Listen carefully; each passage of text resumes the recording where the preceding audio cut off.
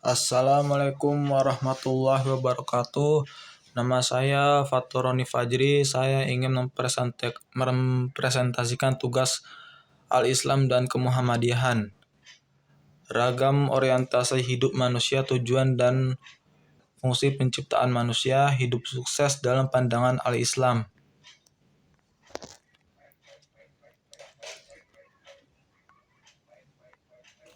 Ragam orientasi hidup manusia bagian 1. Manusia dengan segala potensi yang diberikan oleh Allah, baik akal, hati, dan ragawi, memiliki bekal untuk berkembang, sehingga dari potensi yang diberikan oleh Allah tersebut menjadikan manusia memiliki pandangan dan paradigma yang berbeda-beda bergantung pada atas apa yang ia membangun pada paradigmanya.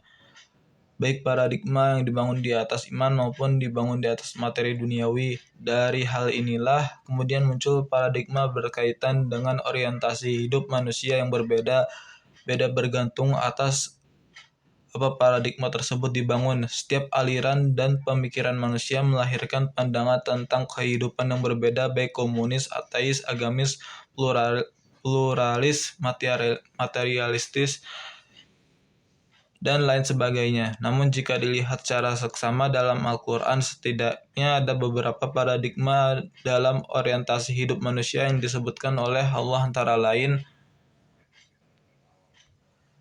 kelompok yang menganggap bahwa kehidupan manusia adalah soal hidup dan hidup manusia hanya satu kali dan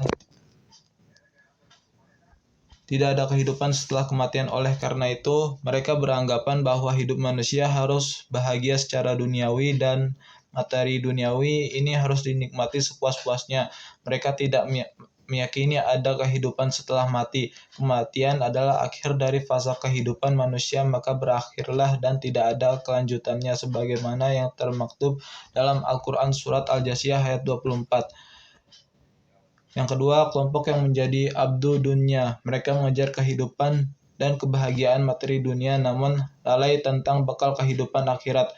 Meskipun pada hakikatnya mereka tahu akan adanya konsekuensi kehidupan di akhirat, pada akhirnya yang mereka dapatkan hanyalah kesia-siaan, sebab dunia tidak berlaku abadi, pada semua akan musnah. Dunia yang dikejar tak dapat, akhirat yang ditinggalkan pun hilang begitu saja, sebagaimana disebutkan dalam Al-Quran surat Hud ayat 15-16 dan Quran surat Al-Humazah ayat 1-4.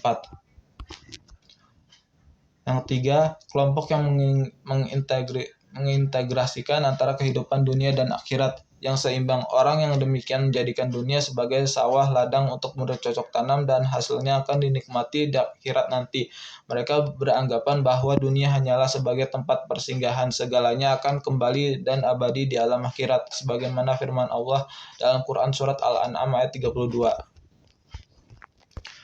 Tujuan dan fungsi penciptaan manusia. Allah menciptakan semua makhluk dengan memiliki tujuan tertentu, termasuk Allah menciptakan manusia, yang mana Allah menyebutnya sebagai makhluk dengan ciptaan terbaik, sebagaimana dalam firman Allah dalam surat Al-Mu'minun ayat 115.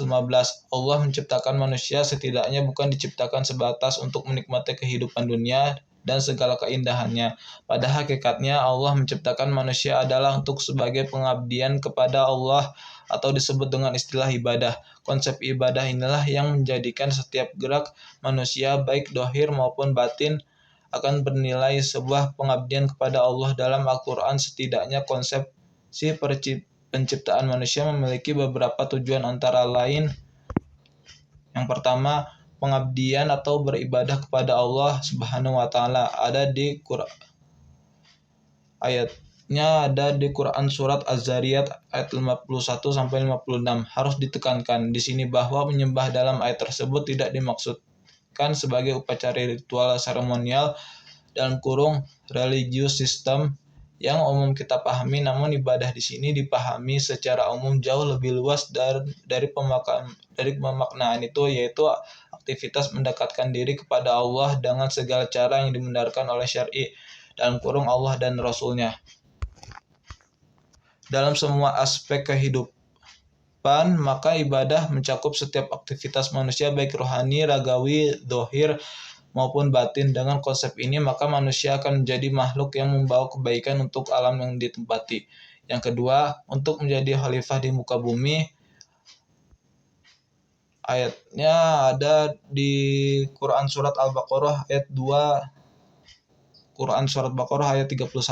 Secara etimologis, khalifah berarti pengganti atau yang mewakili. Jika Umar bin Khattab disebut khalifah dalam memimpin negara, maka manusia adalah makhluk yang diberi amanah oleh Allah untuk mengelola bumi ini atas nama Allah. Semua para malaikat mengira bahwa tugas Adam dan anak cucunya hanyalah beribadah kepada Allah dalam arti sempit seperti bertasbih dan memujinya. Oleh sebab itu, malaikat bertanya, apakah tidak cukup kami malaikat yang senantiasa bertasbih dengan memuji dan mensucikan Allah? Tetapi rupanya Allah menginginkan manusia tidak hanya beribadah dalam arti sempit, tetapi juga beribadah dalam arti seluas-luasnya, yang dalam ayat ini disebut khalifah. Dengan demikian, tugas kekhalifahan manusia belum terlaksana manakala manusia lainnya sekadar melakukan ibadah dalam arti sempit, ritual seremonial, namun manusia dituntut untuk menerapkan segala ketentuan Allah yang termaktub dalam Al-Quran, sehingga Islam sebagai rahmatan lil alamin ini akan terwujud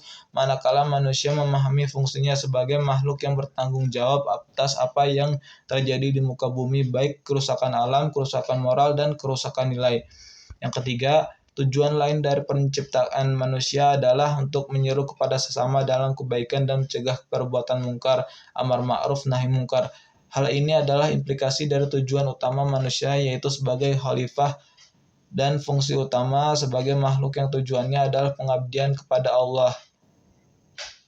Ayatnya ada di surat Ali Imran ayat 110. Yang keempat, ridha Allah harus menjadi tujuan hidup manusia. Manusia dengan fungsi ibadah, maka tentu kehidupan manusia yang beriman adalah sebuah pengabdian kepada Allah serta mengharap keridhaan Allah. Dengan demikian, maka kehidupan manusia akan terdorong untuk semangat menebar kebaikan, semangat meraih keridhaan Allah sebagaimana dalam Quran surat At-Taubah ayat 100. Dengan demikian, tujuan utama diciptakannya manusia adalah untuk mengabdikan dirinya kepada Sang Pencipta, yaitu pengabdian yang tulus tanpa ada tendensi apapun selain hanya mendapat ridhonya, seperti halnya ayat yang sering kita baca. Sesungguhnya salatku, ibadahku, hidupku, dan matiku semuanya adalah untuk Allah, Tuhan seluruh sekalian alam, karena kita adalah milik Allah dan akan kembali pada Allah. Hidup sukses dalam pandangan Al-Islam. Islam sebagai agama rahmatan lil alamin telah mengatur seluruh kehidupan manusia, salah satunya mengenai kesuksesan hidup manusia.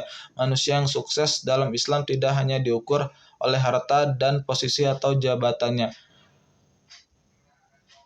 di suatu perusahaan, melainkan ada standar lain yang Allah Subhanahu wa taala berikan. Berikut adalah sukses menurut Islam sebagaimana disampaikan dalam Al-Qur'an dan hadis. Pertama, sukses karena bermanfaat. Yang kedua, sukses karena membangun masyarakat. Yang ketiga, sukses di akhirat.